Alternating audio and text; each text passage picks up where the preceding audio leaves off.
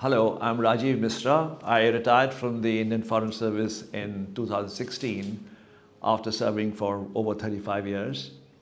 And I served as ambassador in Austria, in Slovakia, and in Croatia.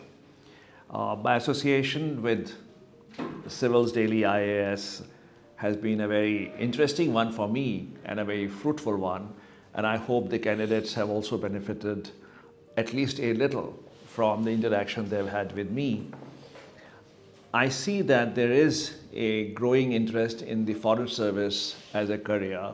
And from, let's say, the situation about 20 years ago when we did not have many candidates opting for the foreign service, today we find a number of them opting for the foreign service as their first preference and many others as their second or third preference. So there has been, in that respect, a sea change, I would say, over the past 5 or 6 years, but even more pronouncedly in the past 2 or 3 years.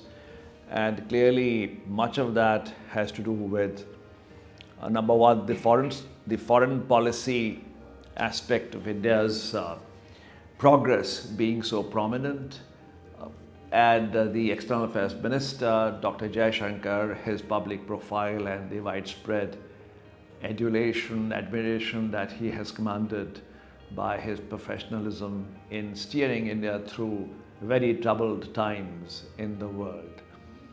So I think that has had a lot of appeal among the youth and among aspirants to the civil service.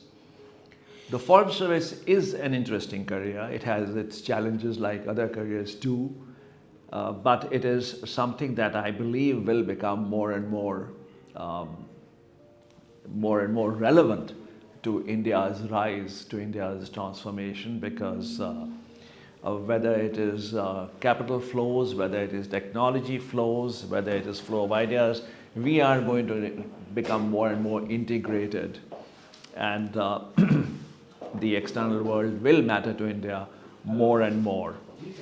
I think India will also matter more and more to the external world, and this traffic in both directions is something that the Foreign Service is professionally equipped to steer at the working levels. There was a time some time ago when people said that, look, these days, prime ministers and presidents and foreign ministers pick up the phone and talk to each other.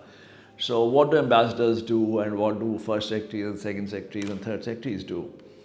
I think now there is a better realization in India that the foreign service is not simply a matter of presidents and prime ministers, talking to each other. It is much more a matter of how we can help Indian businesses access markets. How do we open doors for Indian businesses to develop relationships?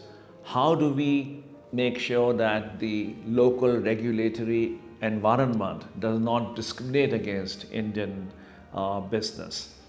How do we make sure that large Indian populations in many countries do not find themselves discriminated against? How to help, let's say, for example, the large number of Indians in parts of the world such as West Asia, because they need protection, they need to be sure that their contractual rights are honored. And then there are troubles breaking out in different parts of the world with alarming frequency these days. And those are crises that the local foreign service establishment is required to handle.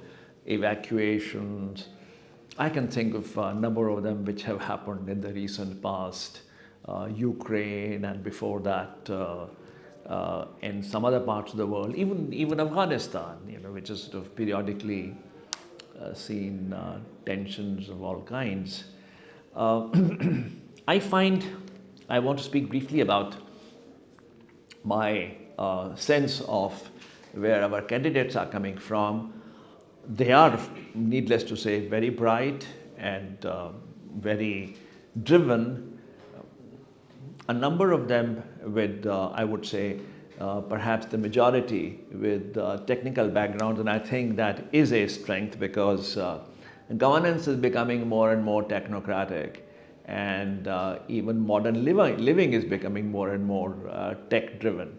So to have candidates with quantitative backgrounds, I think is definitely a plus for the quality of civil services in India in the years to come.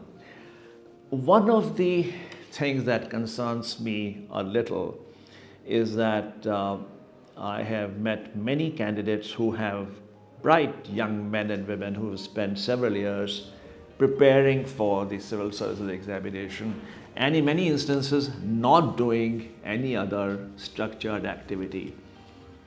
Now that is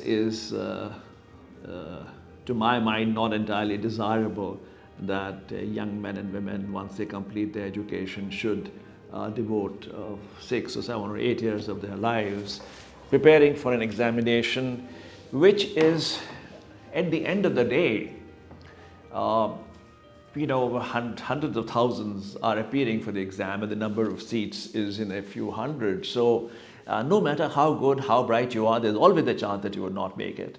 And if in the pursuit of that dream you have not done very much else with what should normally be the best years of your life, there is a bit of a problem here. So my advice is to candidates who are preparing for the exam that it should not be an activity to the exclusion of every other constructive occupation in life. You need to have constructive interests even if you're not doing a full-time job. You can develop constructive interests so that you make those years more meaningful than I have seen to be the case in some cases.